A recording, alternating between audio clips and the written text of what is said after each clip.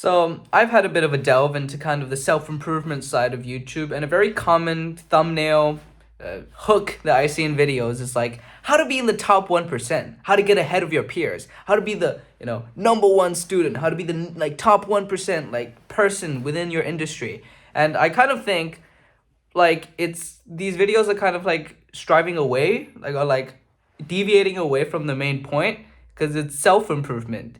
It's yourself that's in the name. It was never supposed to be an endeavor where you exceed above other people. It was supposed to be something to improve on yourself. It's a reflective journey to better yourself from the person who you were in the past to the person you are in the future.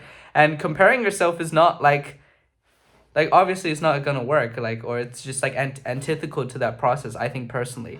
Like I think we are not short on a lot of comparison, on a lot of like hyper competitiveness already in our capitalist society, where I think a lot of people have the looming fear of having to have the urgency of trying to like do as much as possible, not only to like exceed like above other people, but also to do it at like an earlier age and stuff. Like you see all these like 16, 17-year-old like students and stuff stressing about like how to get into like the top 1% of like a grade boundary, or how to get into the top 1% of colleges. And it's like obviously this is like not good. This is not good for self-improvement in reality, right? Because it's deviating from the fact of actually taking care of yourself. You're so focused on like, oh, I gotta be better than everybody in my group, so I'm gonna begin to like sacrifice aspects. I'm gonna sacrifice on exercise. I'm gonna sacrifice on like actual character development, because you're so busy just trying to like keep up or whatever, right? Self-improvement was never about anybody else around you. It was about yourself. So yeah, and I think I've been caught in this as well. It's like this self-improvement endeavor is it's yourself. It's yourself. Do you get that? Do you get that?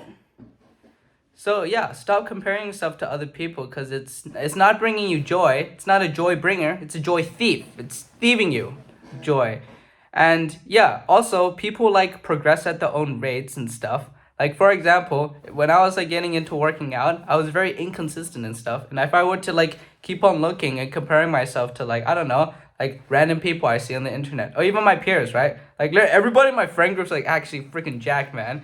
But like it was never a comparative like thing. It was always just me. Well, like seeing that like in the past, like I couldn't even do a pull-up, man. Now I can do a few. And that's like way more immensely fulfilling and stuff than like comparing yourself to just like a 99 percentile thing, comparing yourself to a statistic.